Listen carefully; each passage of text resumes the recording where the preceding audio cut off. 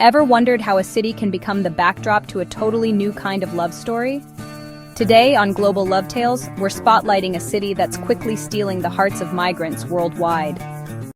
Chicago, the name itself carries weight. It speaks of steel and stone and wind that sweeps off a vast inland sea. Carl Sandburg called it the city of the big shoulders, a place of industry, a place of hard work, a place of relentless ambition. For generations, a destination for dreamers from across America and around the world, a place to build something new from nothing, forged in the fires of resilience, risen from the ashes of a great fire, now a titan of commerce and culture. This history is not just in its famous architecture or its storied past. It is etched into the very soul of the metropolis, a foundation of grit and determination. It resonates with those who arrive seeking a fresh start. Why Chicago? For the thousands of migrants arriving in the United States, the choice of a final destination is often a complex calculation of rumor, hope, necessity. Many cities are closer to the border, many are warmer, but Chicago holds a unique and powerful allure. Since August 2022, over 40,000 migrants have arrived in the city. This is not by accident. The city has positioned itself as a welcoming city, a formal designation backed by ordinances that limit local law enforcement's cooperation with federal immigration agents. This legal shield provides a tangible sense of security for those living in fear of deportation, allowing them to seek help, enroll their children in school, and engage with their community without constant anxiety. Maria arrived in Chicago on a cold day in late autumn, clutching the small hands of her two children, aged 6 and 8. Their journey from Venezuela had been a blur of fear and exhaustion, through jungles, across rivers, on the tops of freight trains. They had nothing but a single backpack, a change of clothes, and the worn photograph of the husband she had to leave behind. When they stepped off the bus, at a downtown drop-off point, the skyscrapers felt overwhelming. The wind off the lake was a biting shock. That first night they were taken to a temporary shelter in a converted Park District field house. It was crowded and noisy, but it was warm. Volunteers brought hot soup and blankets. One woman sat with her using a translation app to ask the names of her children. That small human connection was a lifeline, the first seed of hope.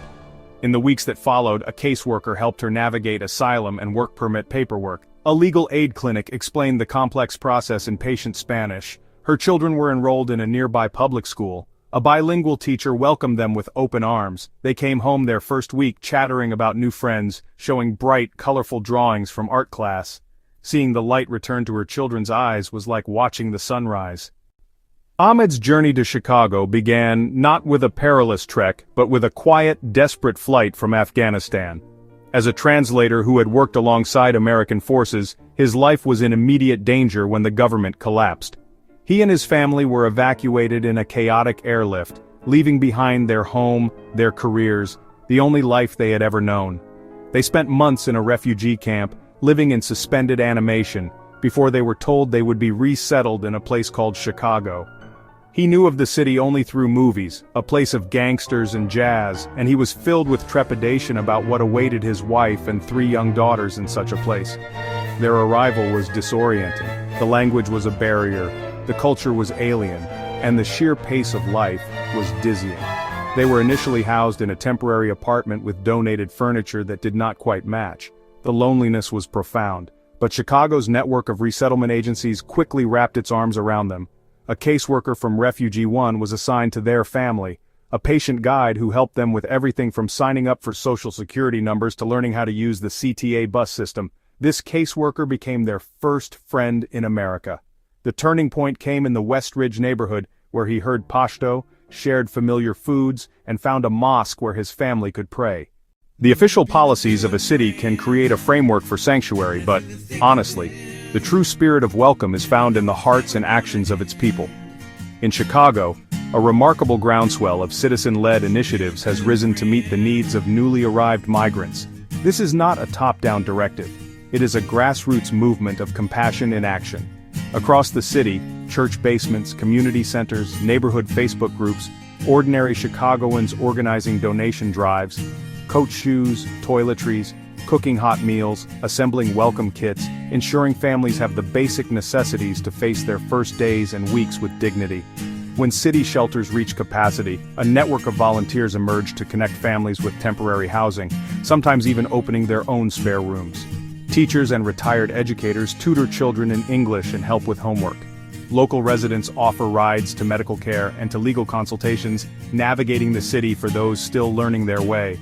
These are not grand, headline-grabbing gestures, but small, consistent acts of kindness that create a powerful safety net of human connection. Across neighborhoods, these interactions break down barriers and build bridges of understanding. While grassroots efforts provide the heart of Chicago's welcome, the city and its established nonprofit sector provide the essential backbone of structured support. Good intentions paired with effective, organized systems help newcomers succeed. Upon arrival, migrants are connected with a network of city-run and state-funded programs addressing immediate needs. Park district facilities, repurposed buildings, and hotels provide safe, if crowded, places to sleep. These shelters are intake centers where families are registered and connected with case managers, navigators of a complex new world. They begin the arduous process of applying for asylum, a critical step that can lead to work authorization. They are connected to medical screenings, vaccinations, and mental health support, recognizing the trauma many have endured. The Asylum Seeker Emergency Rental Assistance Program helps families transition from shelters into stable housing, a crucial step toward normalcy. CPS, through the Office of Language and Cultural Education, enrolls students and places them appropriately. Transitional bilingual education supports core learning while English is acquired. For adults, free or low-cost ESL and job training, from culinary arts to certified nursing assistant, build marketable skills.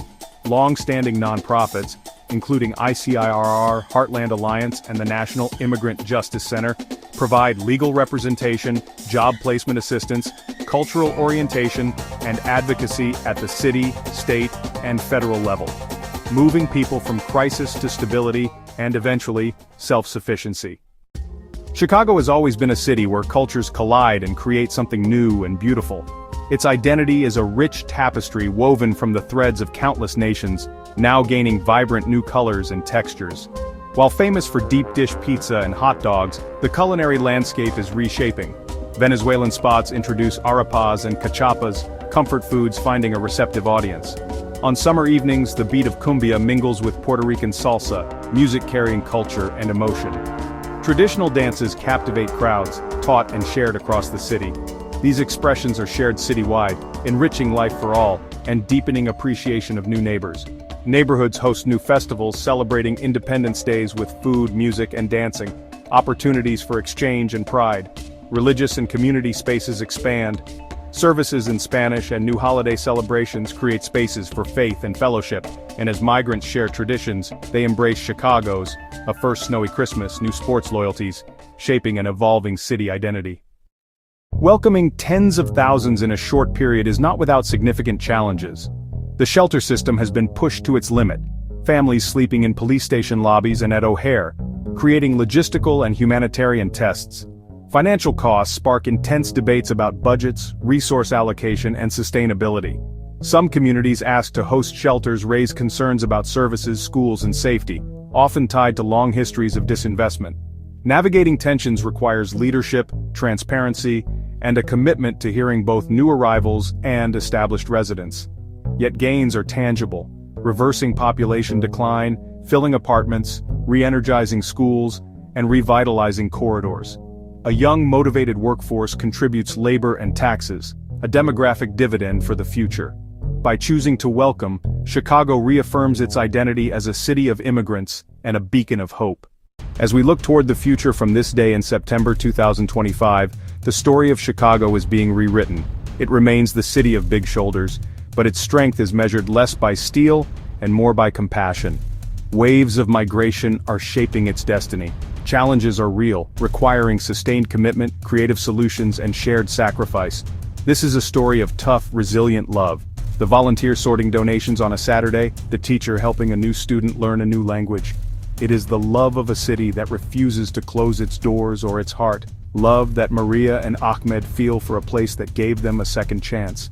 A place they are proud to call home, where shared laughter points to a future beyond borders and backgrounds.